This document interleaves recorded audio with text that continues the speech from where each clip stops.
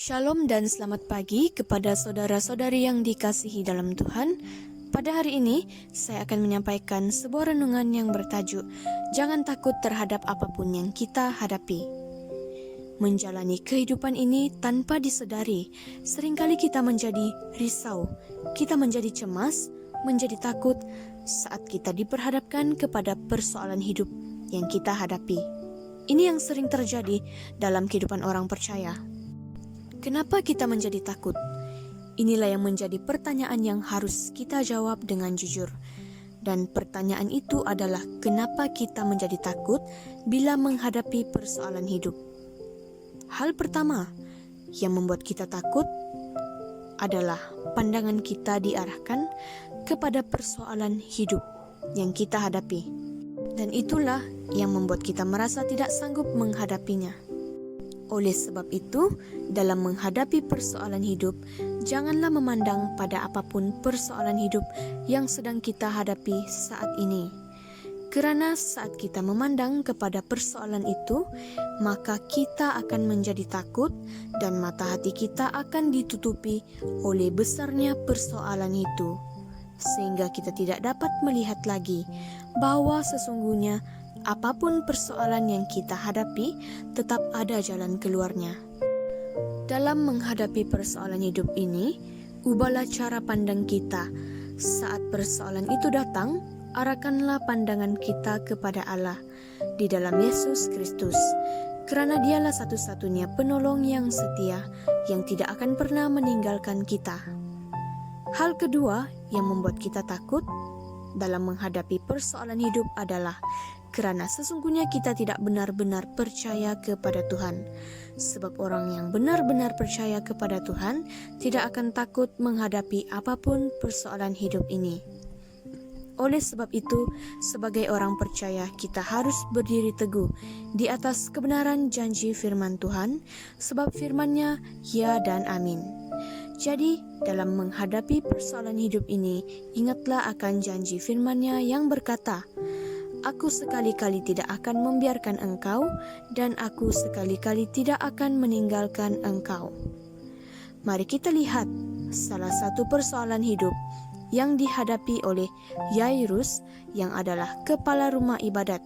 Saat menghadapi persoalan di mana anaknya sakit dan hampir mati, dia tidak tinggal diam melihat anaknya yang sedang sakit dan hampir mati. Tetapi dia bertindak dengan cara datang kepada Yesus, tersungkur di depan kaki Yesus. Dia memohon kepadanya supaya Tuhan datang ke rumahnya.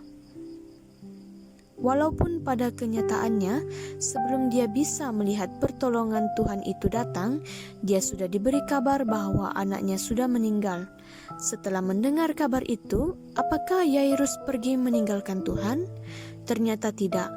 Dia tetap setia ada bersama Tuhan dan menantikan jawaban Tuhan. Mari kita lihat apa yang firman Tuhan dalam Lukas 8 ayat 49 katakan, ketika Yesus masih berbicara, datanglah seorang dari keluarga kepala rumah ibadat itu dan berkata, anakmu sudah mati, jangan lagi engkau menyusah-nyusahkan guru. Tetapi Yesus mendengarnya dan berkata kepada Yairus, jangan takut, percaya saja dan anakmu akan selamat. Di sini kita bisa melihat bahwa orang yang tetap setia menanti pertolongan Tuhan pasti mendapat jawaban Tuhan. Dan jawaban Tuhan buat Yairus saat itu merupakan penghiburan yang menguatkan, di mana Yesus berkata, jangan takut, percaya saja dan anakmu akan selamat. Artinya yang diperlukan oleh setiap kita sebagai orang percaya saat menghadapi persoalan hidup adalah tetap percaya kepada Tuhan dan tidak perlu takut. Selanjutnya dari kisah ini kita boleh melihat Allah pasti tetap bertindak menyatakan pertolongannya. Sekalipun bagi manusia hal itu mungkin sudah terlambat, tetapi bagi Allah tidak ada yang terlambat. Lukas 8 ayat 51, setibanya di rumah Yairus, Yesus tidak membolehkan seorang pun ikut masuk dengan dia, kecuali Petrus, Yohanes, dan Yakobus, dan ayah anak itu serta ibunya. Semua orang menangis dan meratapi anak itu. Akan tetapi Yesus berkata, "Jangan menangis. Ia tidak mati tetapi tidur." Ayat 8:53, mereka menertawakan dia karena mereka tahu bahwa anak itu tetap mati.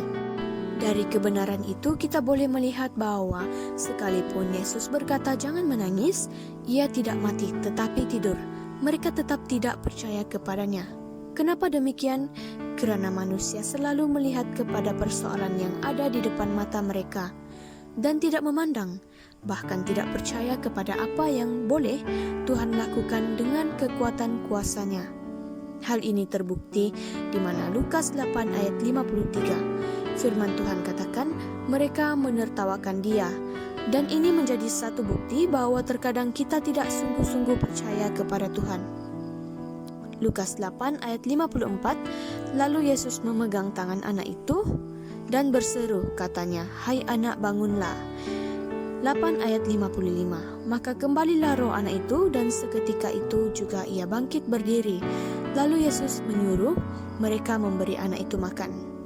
Dari kebenaran ini kita bisa melihat bahwa tidak ada sesuatu yang mustahil jika kita sungguh-sungguh mengarahkan pandangan kita kepada Tuhan dan menaruhkan percaya kita sepenuhnya kepada Tuhan. Bahwa apapun yang kita hadapi dalam hidup ini, Dia sanggup menolong dan Dia pasti memberikan jalan keluar yang terbaik sesuai kehendak-Nya. Biarlah kebenaran ini menjadi motivasi hidup bagi setiap kita sebagai orang percaya, supaya kita tidak takut lagi terhadap apapun persoalan hidup yang kita hadapi. Terima kasih, Tuhan Yesus memberkati kita semua.